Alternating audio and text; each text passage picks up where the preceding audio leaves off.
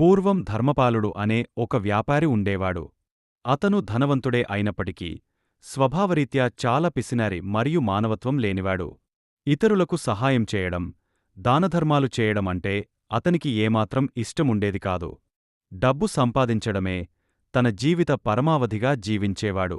ధర్మపాలుడు తన సంపాదనను కేవలం తన స్వార్థం కోసమే ఉపయోగించేవాడు. అతని ఇంట్లో పనిచేసేవారికి, చుట్టూ ఉన్న పేదవారికి కూడా అతను కనీస సహాయం చేయకపోయేవాడు. అతని ప్రవర్తన వల్ల అతని కుటుంబ సభ్యులు కూడా అతనిపై పెద్దగా గౌరవం చూపేవారు కాదు.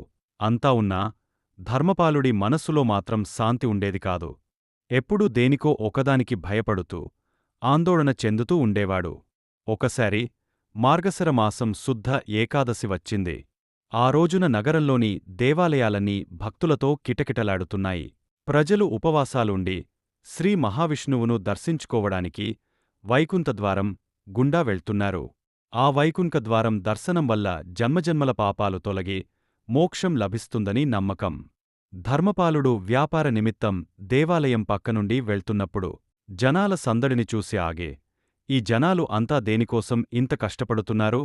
డబ్బు పోగొట్టుకుని పస్తులుండి వీళ్లకేం లాభం అని మనసులో అనుకున్నాడు. అంతలో ఒక వృద్ధ సాధువు అతని దగ్గరికి వచ్చి, నాయనా, ఈ రోజు ముక్కోటి ఏకాదశి.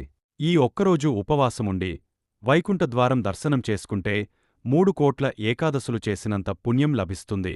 నీవు కూడా ఈ పుణ్యకార్యాన్ని ఆచరించు అని హితవు చెప్పాడు.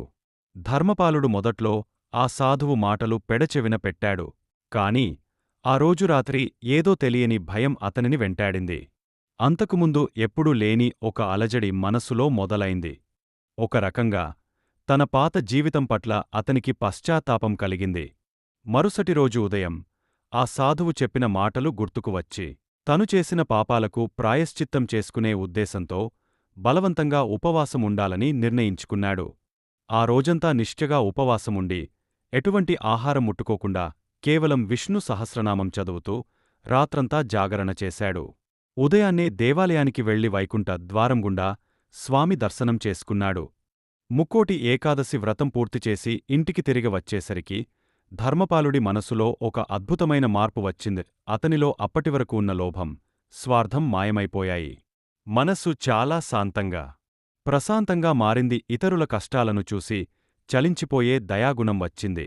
అప్పటివరకు డబ్బు దాచుకోవడానికి మాత్రమే ఆరాటపడినవాడు ఇప్పుడు దానధర్మాలకు మనస్ఫూర్తిగా ఖర్చు చేయడం మొదలుపెట్టాడు.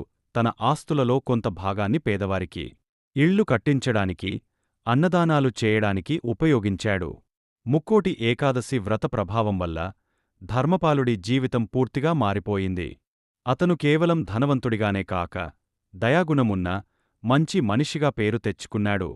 పాత భయాలు, ఆందోళనలు తొలగిపోయి జీవితంలో అసలైన ఆనందాన్ని, తృప్తిని పొందాడు. ముక్కోటి ఏకాదశి రోజున చేసే భక్తి, ఉపవాసం కేవలం పుణ్యాన్ని మాత్రమే కాక మనలోని చెడు గుణాలను తొలగించి మంచి మార్గాన్ని చూపుతుంది. ఈ కథలో ధర్మపాలుడి మార్పు నిజమైన భక్తి యొక్క ప్రభావాన్ని తెలియజేస్తుంది.